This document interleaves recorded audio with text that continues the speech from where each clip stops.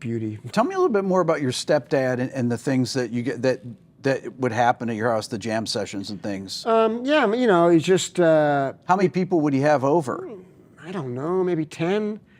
And then my mom would make food or, you know, barbecue, and they'd all drink and smoke weed and get to jamming. They'd all set up in the living room. I'd be real excited, you know, and I'd see the drummer come in, and, you know, they'd just be joking around, talking, getting high, and they would jam, you know. They're always different, you know, and different people would have them at their house. Like I remember there was another woman, a friend of my mom's named Danya, would have one at her house. And it was just always about food and jazz musicians, and they just wanted to blow. You know, and they would get into it, and they knew this language that they shared that very few people know. You know, and they were incredible. And I think for a lot of these guys, it's funny because a lot of them came up, you know, they came up in the, like of age in the 50s, you know, and they grew up loving the great jazz musicians of the 40s, you know, the great bebop guys who I've mentioned earlier in this talk. And they studied so hard to learn this shit. You know what I mean? Their lives are dedicated to this deeply sophisticated art form. Yeah.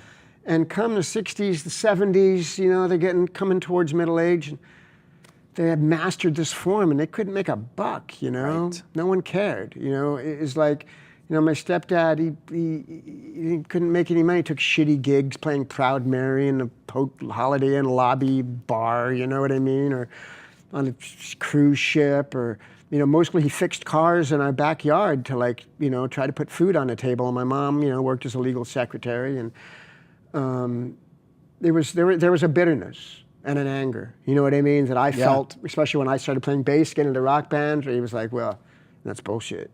You know what I mean? This music is bullshit. You know, and I you know, I just did what I wanted to do. You know, at that point also, I'm just rebellious. I'm just like, fuck the world. You know what I mean?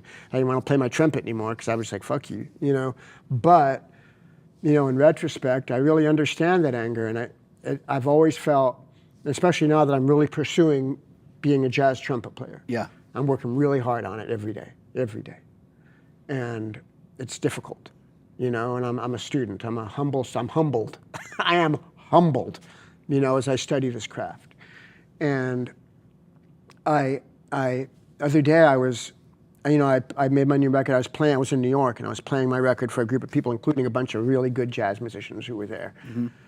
And I'm kind of insecure around jazz musicians, you know? I'm like, I'm not that good, you know? And I was talking to my friend John Lurie, and I was like, you know, he goes, I don't know. I said, I hope they weren't like looking down their nose at me, you know what I mean? And he's like, what the fuck are you talking about? You can play, man. You're a player. You're a musician.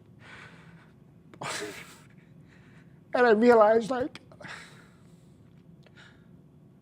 because of that kind of shit I felt when I was a kid around the jazz musicians, and I admired them so much, and I felt like I went to this other kind of music, I've always felt so insecure about it, you know, and I realized, like, you know, I don't need to.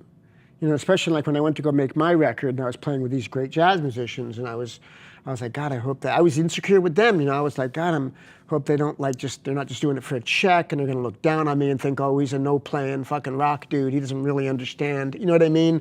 Like, you know what I mean? And it wasn't like that at all. Like, they're like, we're all climbing this mountain of music, like, where you are in the fucking mountain, you got something to offer that, you know what I mean? They were all just like wanting to, and sincerely wanting to just like realize my vision with me. Mm-hmm.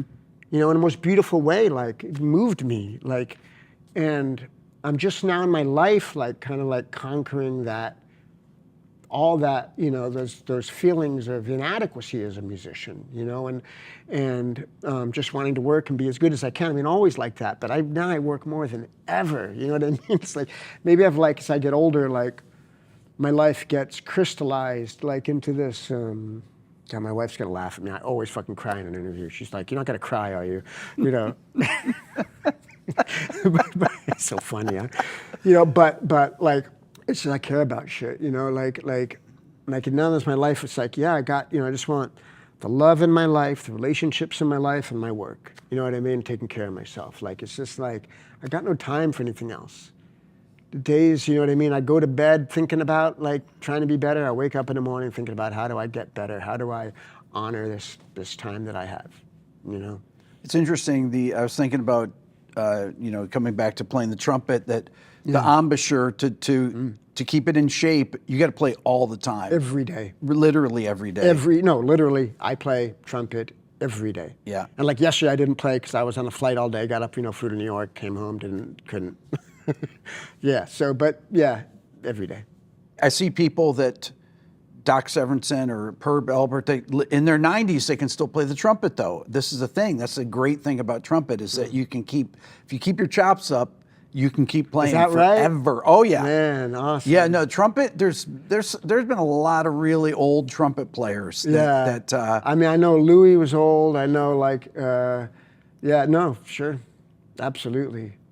Yeah, because I think, you can burn your lip out too if you're not careful, but you really have to be prudent with that. And maybe because I played when I was a kid, then I barely played at all for 40 years. You know what I mean? But you get that muscle memory. Yeah, well, but I'd always just go to the shit that I learned when I was a kid. A few riffs I knew, you know what I mean? Like playing modally that I could.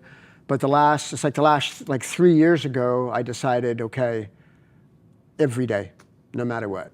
And I'm still on it, yeah. Flea, if I were to say to you, okay, give me, what's the best Chili Peppers record where you feel like the production and the songs are the best on it? There's a lot of records, but probably as a complete thing, I would say Californication. Just captured really where we were at the time, everyone working really well together, everyone really contributing in a beautiful way. With the best of themselves, probably. Like Blood Sugar's really great in that way too. I think there's moments on it that like we shouldn't have put the greeting song on there, which could have been really good, but I just don't think it was as. It's not